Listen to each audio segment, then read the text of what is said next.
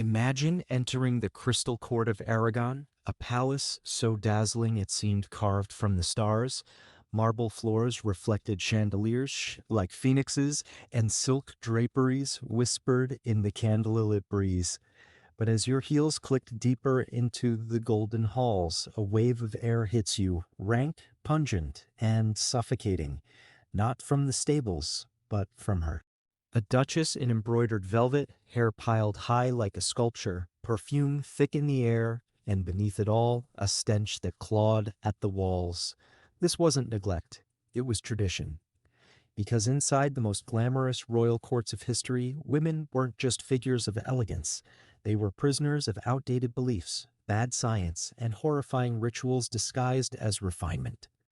What hid beneath their gowns and jewels wasn't grace. It was rot, infection, parasites, and secrets. Today, we lift the veil on a side of royalty no portrait dared to capture. These are the 5 worst hygiene practices of royal women, and the third one is so disturbing you may never look at nobility the same way again. In the royal courts of the 16th and 17th centuries, beauty was more than skin deep, it was armor. Women of noble birth were expected to glide through halls like living portraits, flawless in poise, radiant in appearance, and obedient in silence. Every gesture, every thread of lace was part of a carefully crafted illusion. But behind those jeweled smiles and powdered cheeks hid something far more disturbing, the absence of even the most basic hygiene. Royalty, we imagine, lived better than anyone. But in truth, royal women endured rituals that defied logic, ignored science, and punished the body in the name of elegance. Cleanliness was considered suspicious. Warm baths were feared. And bodily functions? An inconvenience best denied. The female body, fertile, fragile, and forever watched, was treated as both sacred and shameful. Priests, doctors, and husbands made decisions about what entered it, what touched it, and even how it was cleaned, or not cleaned at all. This isn't the story of a few unlucky queens. This was the norm, an empire of elegance built on rot. And for these women, survival meant more than court politics. It meant enduring filth while pretending to be divine.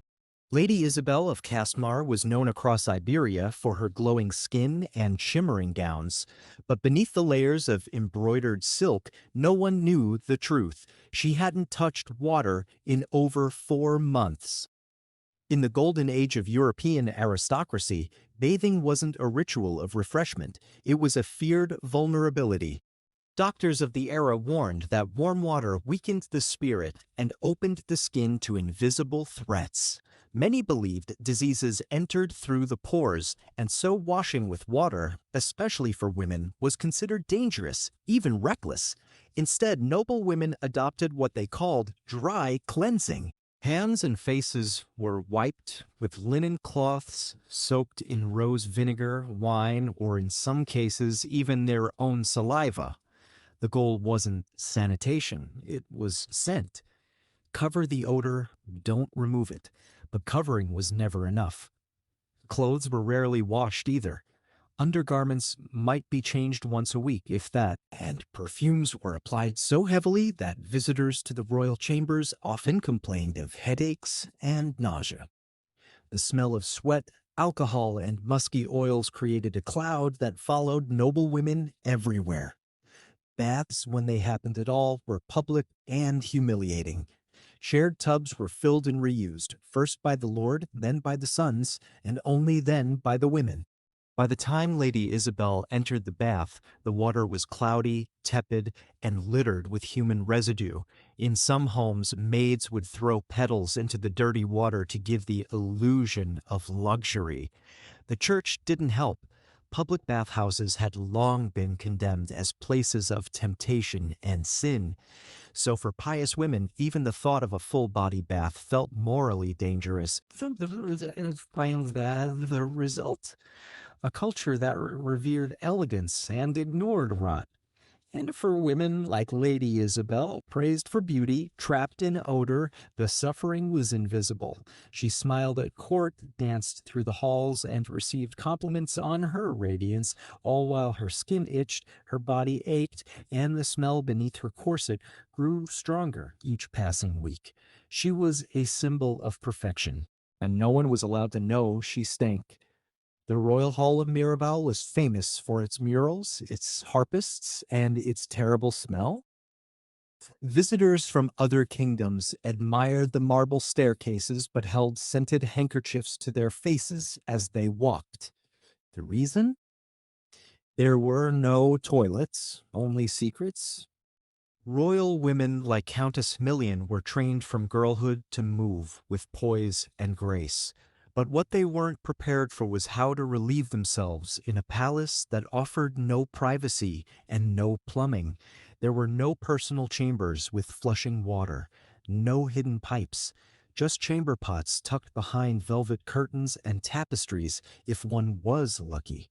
And when nature called during a royal gathering, the options were humiliating. Some women quietly disappeared into corners of unused corridors, lifting their gowns while a maid blocked the view.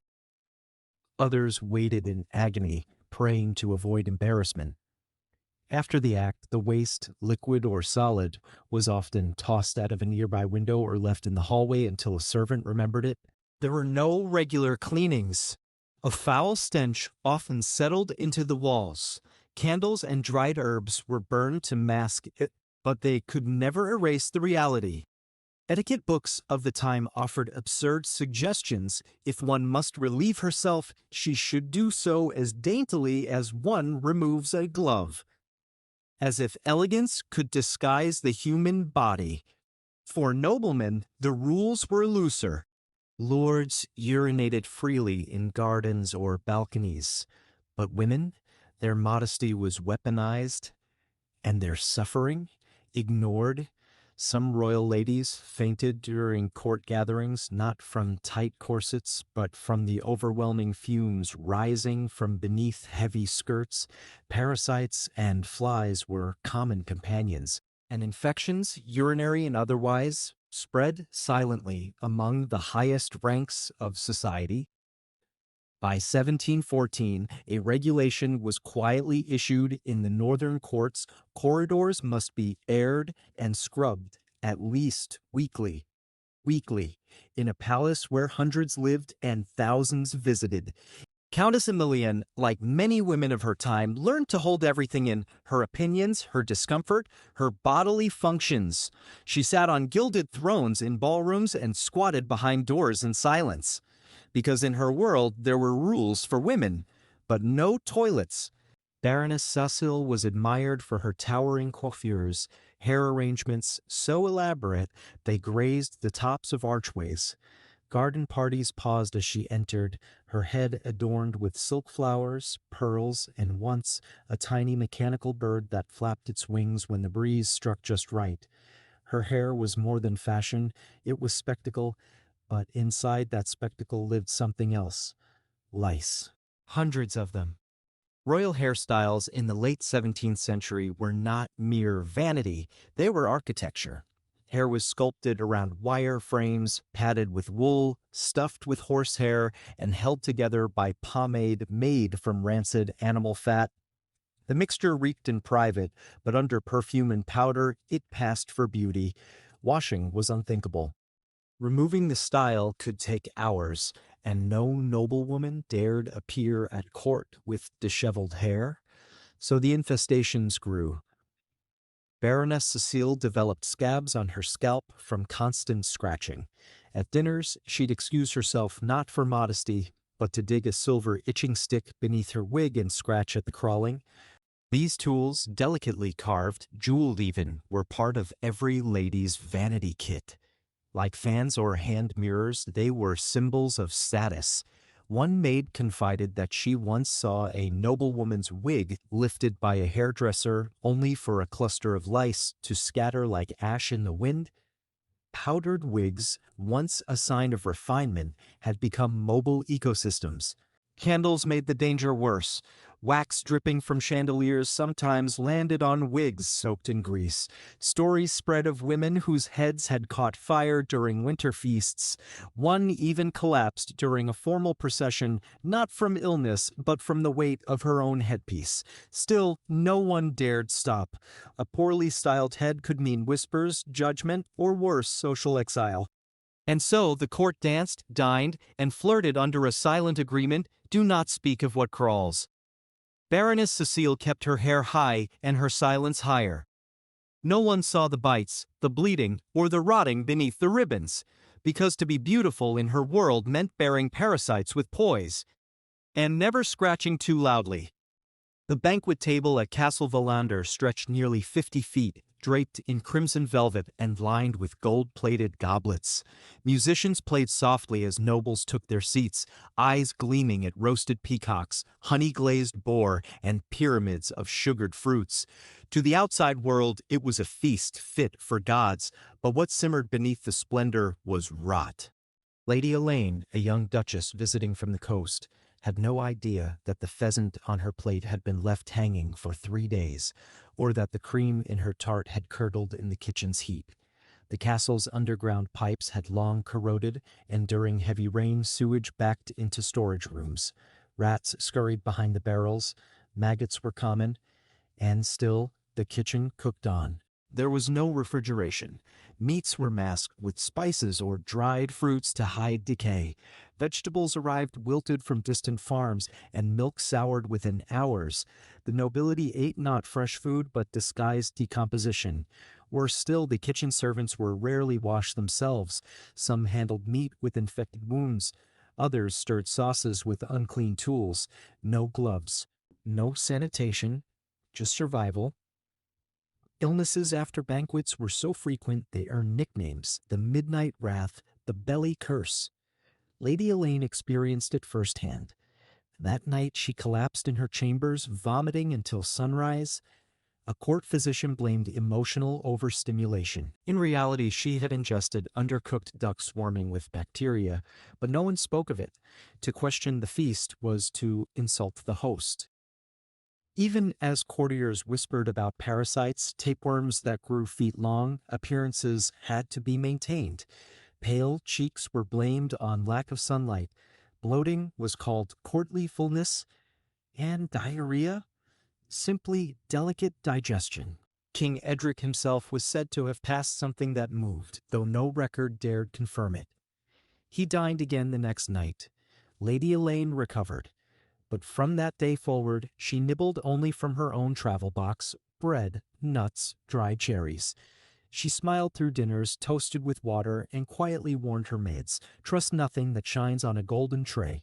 Because in the royal courts, food was status, and poison wore perfume. The cries of labor echoed through the marble halls of the Rose-Wing Court. Behind the velvet-draped doorway, Duchess Seraphine clutched the edge of her birthing bed, drenched in sweat, her body shaking with pain. But she was not alone.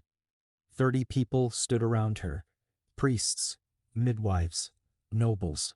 Courtiers who had never spoken to her lined the walls, fans fluttering, eyes fixed on her heaving chest and blood-stained sheets. The Duchess wasn't giving birth to a child. She was performing for the throne. In the royal courts, childbirth wasn't private, it was public proof. The legitimacy of the heir had to be confirmed by witnesses. No stillborn could be swapped. No servant's baby could replace a weak royal infant. So women of noble rank were denied dignity. They labored under watchful eyes, stripped of privacy, expected to smile through agony. Duchess Seraphine begged for the curtains to be drawn. The priest refused. "We must protect the bloodline," he whispered, as if her body was state property. Cleanliness was forgotten. The birthing bed was reused. The midwives' hands often unwashed. Tools were dipped in rosewater, not boiled. If infection set in, the mother's fate rested on herbs and hope. Seraphine hemorrhaged after delivery. The crowd gasped, not in concern, but curiosity. She drifted into unconsciousness while her newborn was paraded across the room. A boy. Applause followed. No one asked if she was breathing, and she wasn't alone. Many royal women died after childbirth not from weakness, but from bacteria, fevers, or retained placenta that no one dared investigate. The emotional scars ran deeper. Women who bore daughters were pitied. Those who lost babies were blamed. And the survivors carried memories of screaming in silence before a sea of unmoved faces. Seraphine lived. But she never again entered the Hall of Blossoms, the room where she had once bled for an audience. She passed it without turning her head. The duchesses, queens, and noble daughters of empires past may be long gone, but their stories remain hidden in the folds of forgotten gowns and sealed behind gilded doors. So the next time we romanticize royal life, let us remember, sometimes the most beautiful crowns sit atop the most silenced suffering.